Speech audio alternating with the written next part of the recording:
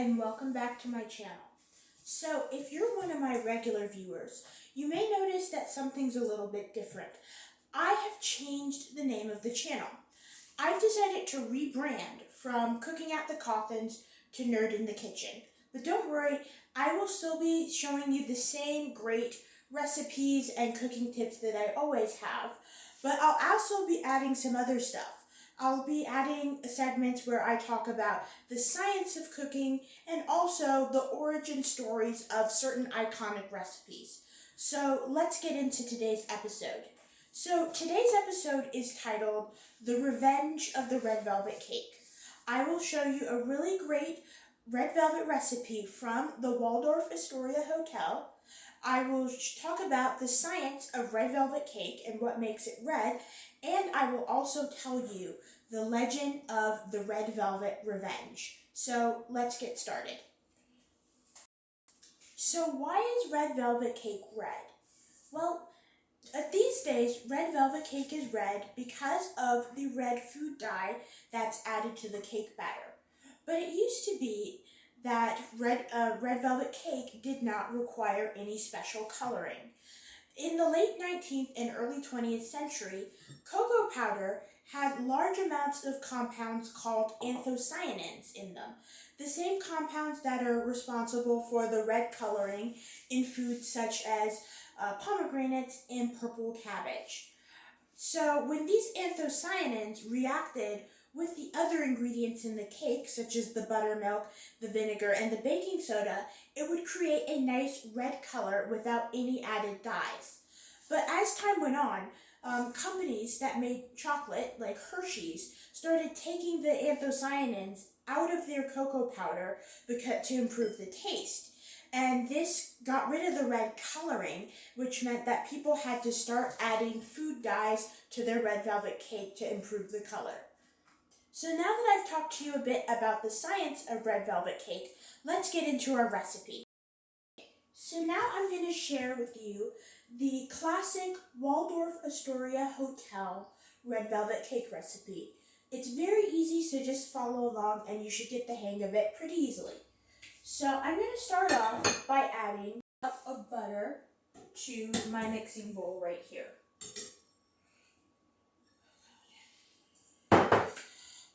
Cooperating, I could go off camera and grab a rubber spatula. So I'm just going to stick that in the mixing bowl and I'm just going to turn it on.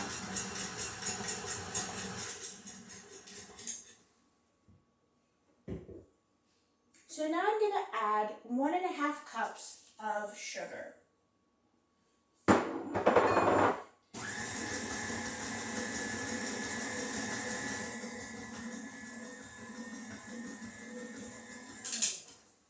And 2 eggs.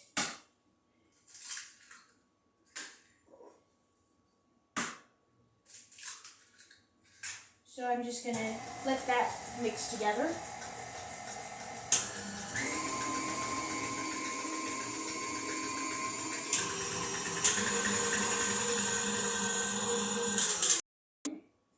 A cup of buttermilk. And 1 teaspoon of pure vanilla extract.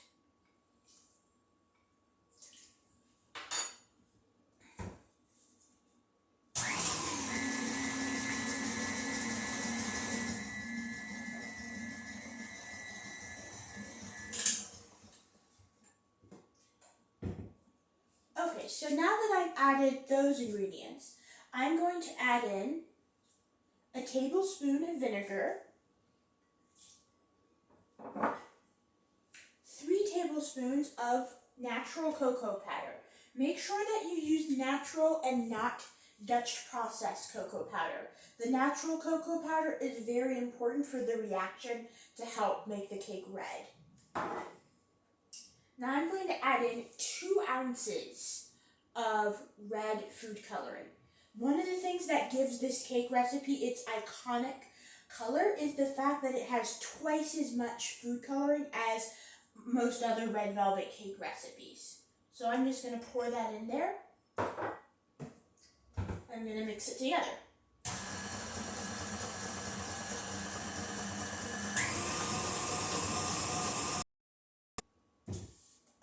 So let me scrape that last bit of cocoa in there. Get all that goodness in there.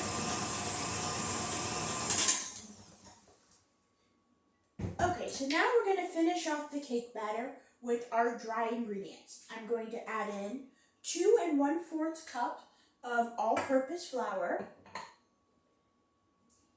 and 1 teaspoon of baking soda.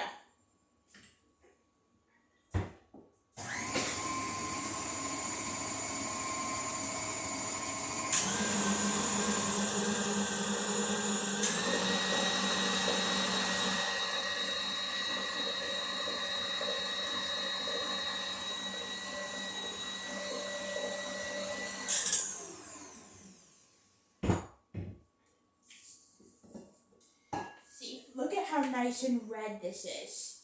I'm just going to take a rubber spatula and fold in the last little bits of flour that didn't make it in there. So just look at how red this is. So now that we're done with the cake batter, I am just going to transfer it into these 3 9-inch cake pans that I've greased with vegetable oil. So I'm just going to try to divide up the batter as evenly as possible.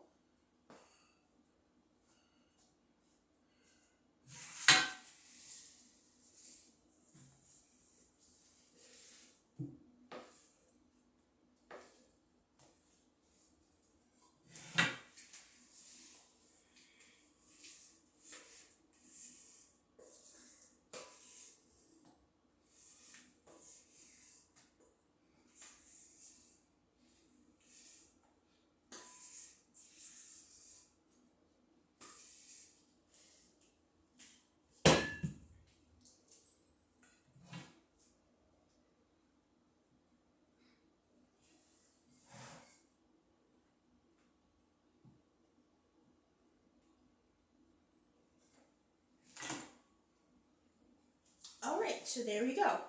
I've got the batter in the pans, and I'm going to bake it for 30 minutes at 350 degrees Fahrenheit. So I'm just going to pop these in the oven, and I'll be back to tell you the legend of the red velvet revenge. Okay, so now that the cake is in the oven, let's move on to the part that you've all been waiting for. The legend of the red velvet revenge. So here's how the story goes. In the 1940s, an unnamed woman, let's call her Mrs. Garnet, was vacationing in New York City and staying at the Waldorf Astoria Hotel. During her stay, she ate at the hotel restaurant, and for dessert, she had red velvet cake. Now, Mrs. Garnet loved the cake. She thought it was one of the best cakes that she had ever tasted. So at the end of her visit to the restaurant, she asked the restaurant if they would give her the recipe for the cake. The restaurant obliged, but they charged Mrs. Garnet $100 for the recipe. Now, Mrs. Garnet did not realize she had been charged such a large sum of money for the recipe until she got home and saw it on the hotel bill that she had been sent in the mail. And when she saw it, she was outraged. How dare they send me such a large bill for a cake recipe, she thought. She just thought it was the worst thing ever, so she decided to plot her revenge. Before I continue with the rest of the story, let me point something out to you. Mrs. Garnet is not exactly a poor woman. She was staying at the Waldorf Astoria Hotel, which is one of the oldest and most expensive hotels in the entire world. She was charged $100 for the cake recipe, which was worth $1,900 in today's money. But an average room at the Waldorf Astoria Hotel in 1940 was worth $317 a night, which would be equivalent to $6,000 in today's money. Nobody likes an unexpected bill, no matter how much money they make. But if you can afford to stay in a $6,000 a night hotel and eat at the Waldorf Astoria Hotel Restaurant, a $100 bill, well, I guess a $1,900 bill, is not going to keep you from having caviar on the table and a mansion over your head. After Mrs. Garnet had a nice long pondering session, she thought of the perfect way to get revenge on the Waldorf Astoria Hotel for charging her such an outrageous amount of money for their recipe. She called around to several local newspapers, and she took out ad space, and she published the hotel's red velvet cake recipe without their permission.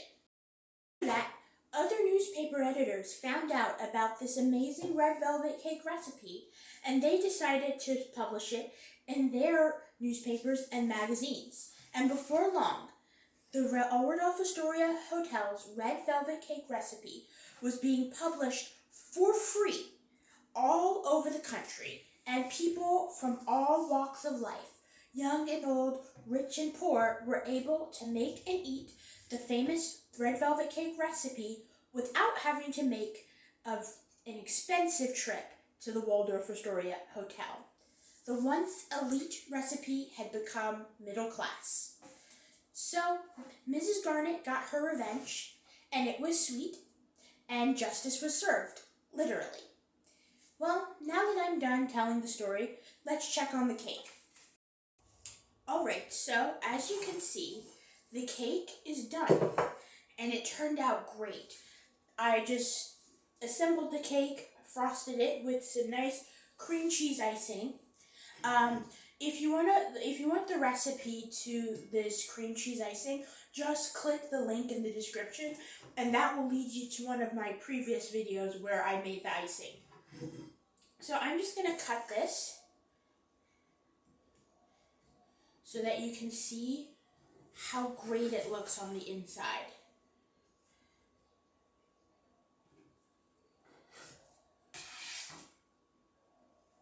See, there's the cake. And look how wonderful these 3 layers of cake and frosting look. So, I hope you enjoyed this recipe, and I hope you enjoyed hearing about the legend of the Red Velvet Revenge. So if you like this video, please share it with your friends and subscribe to the channel. Thanks.